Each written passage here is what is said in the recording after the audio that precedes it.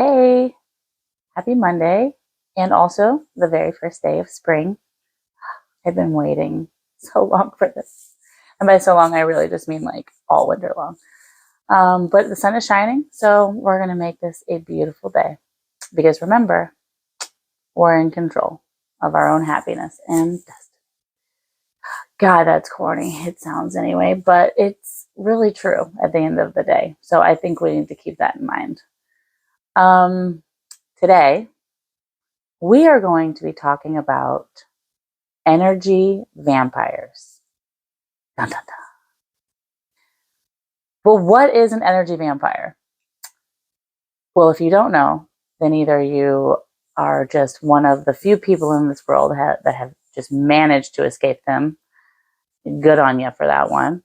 Or maybe it's just that we don't realize what they are and they're just intermingled with the rest of us in this world. So if we can figure out how to identify them, it's going to be really beneficial for us and our mental health. Essentially, energy vampires are people who sometimes, a lot of times, intentionally drain your emotional energy.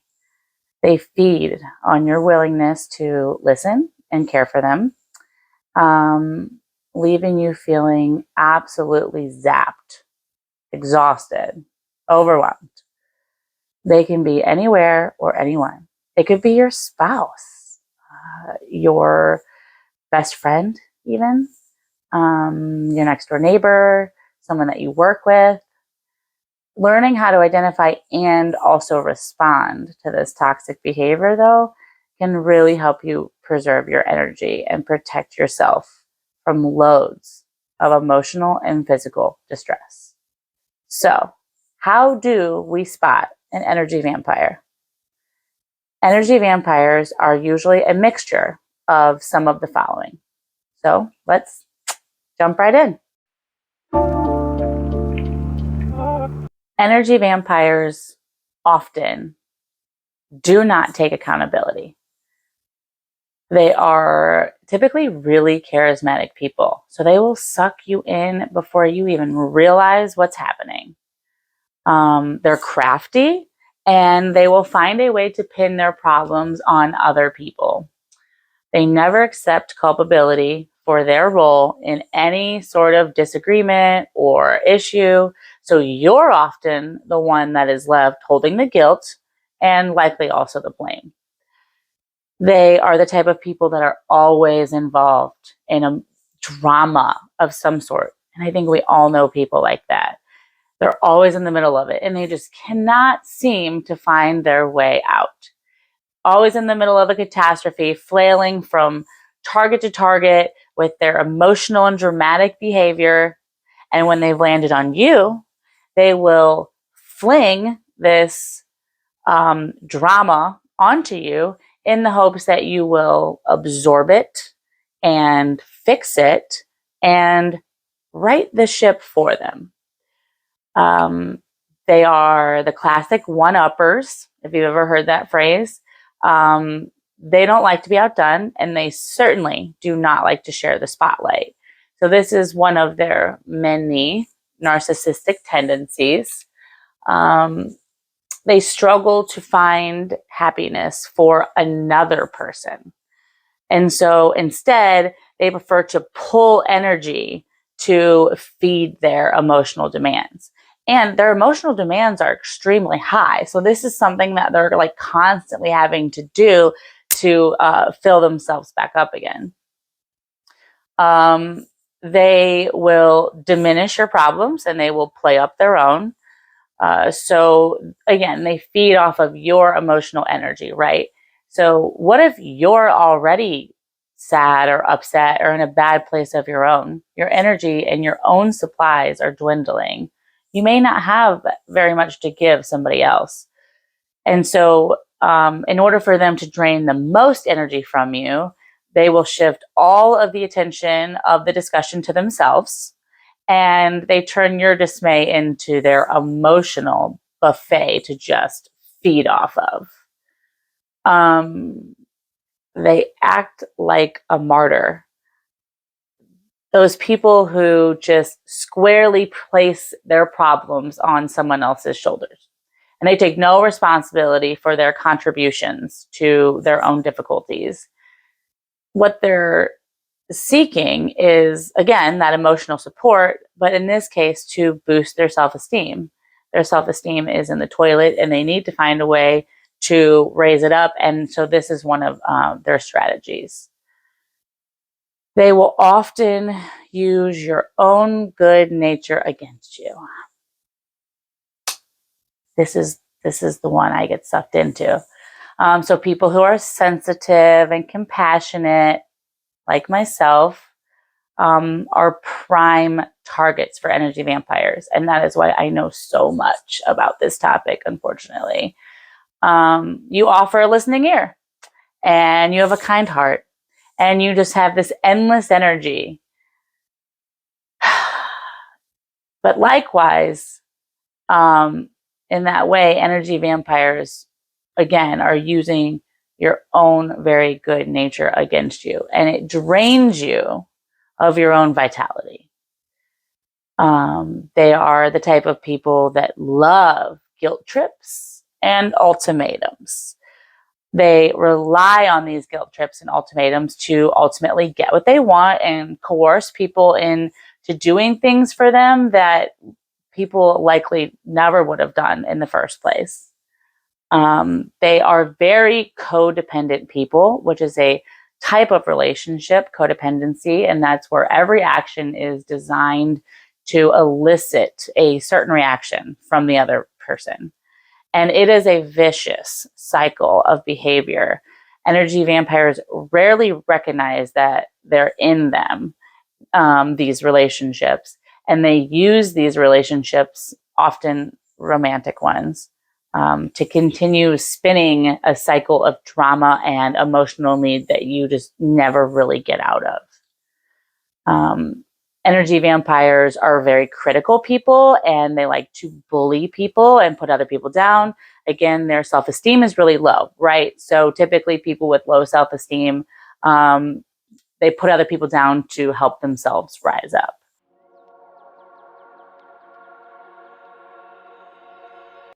So let's talk for a little bit about why this actually matters and what to do about it, right? If there's a problem, let's talk about a solution. Energy vampires demand a lot from the people that they target. And this continuous drain of your resources can have noticeable effects on your well-being.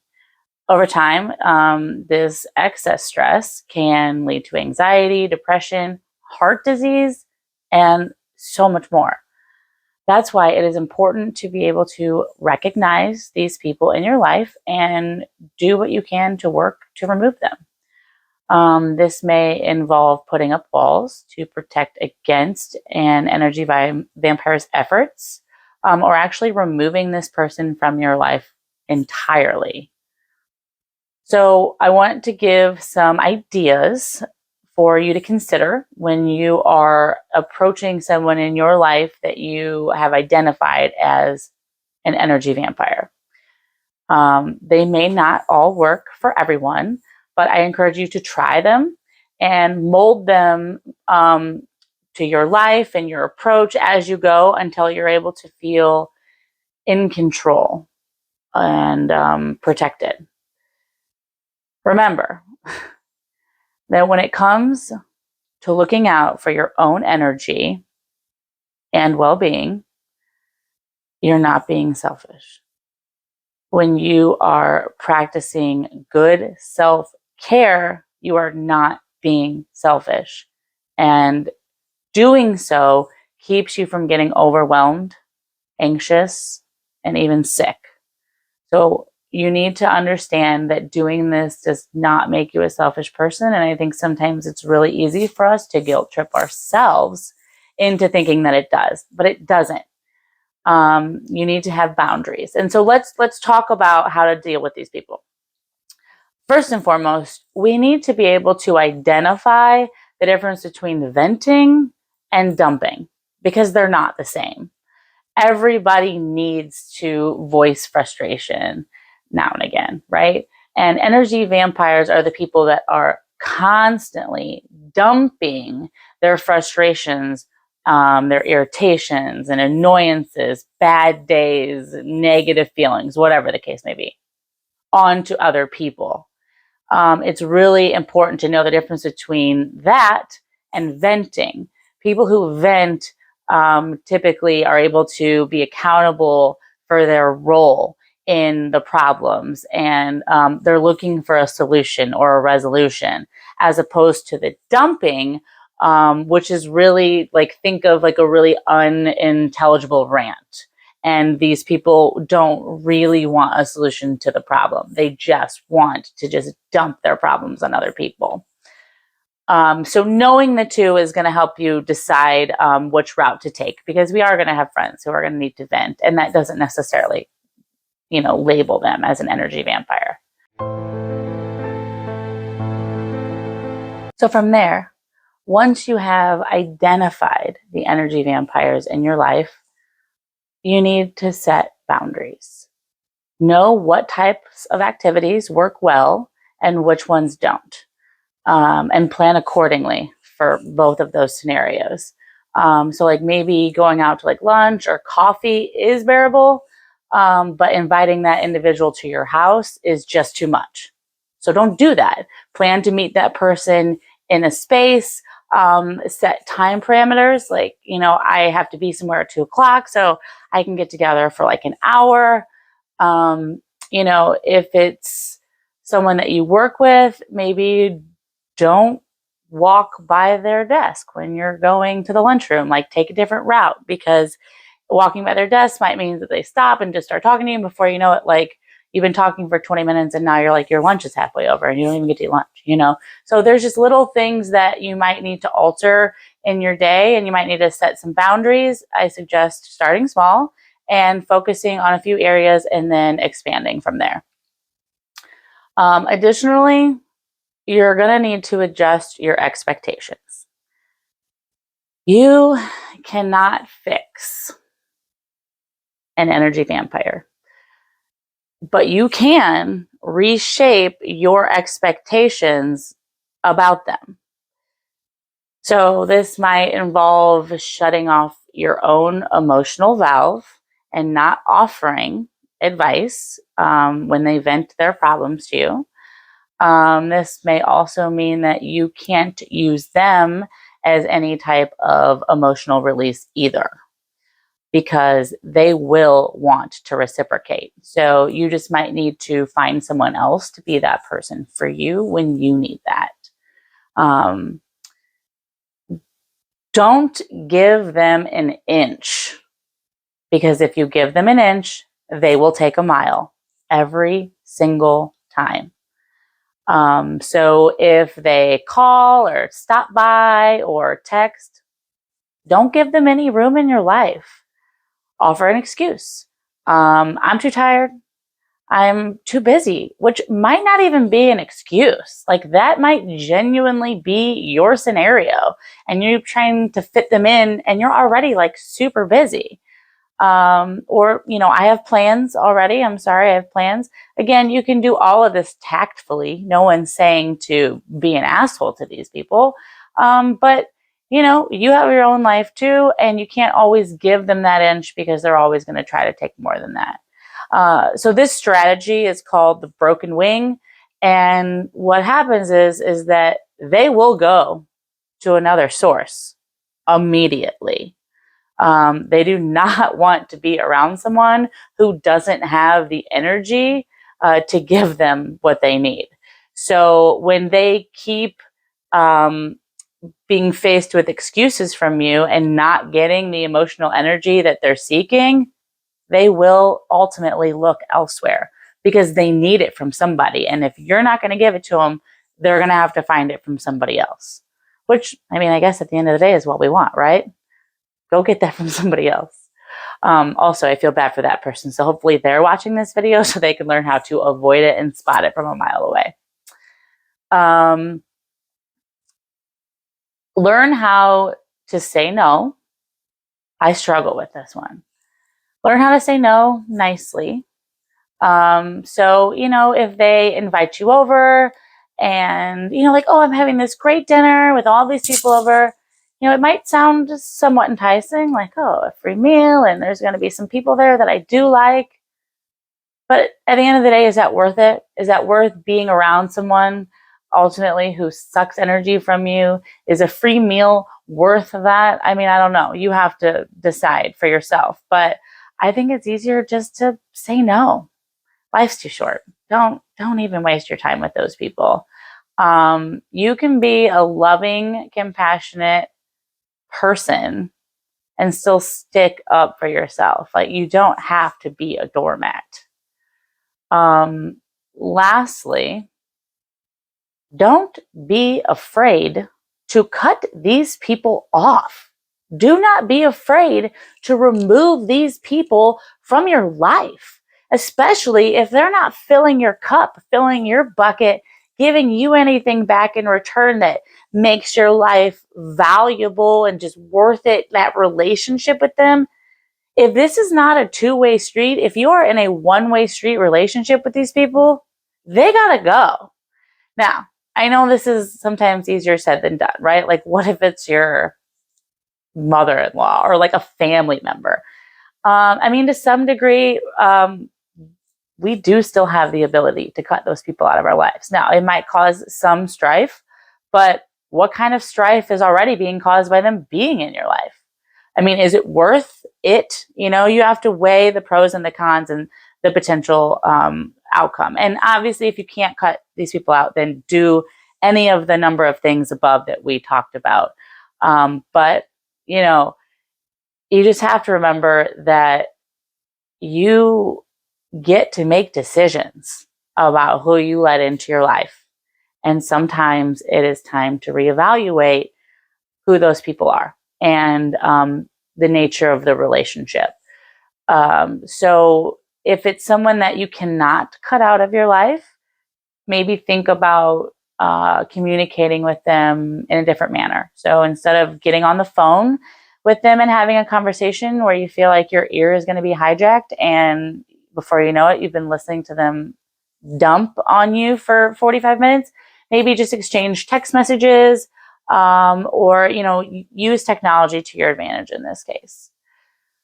The bottom line is, by recognizing these behaviors and trying to put an end to it, you're protecting yourself.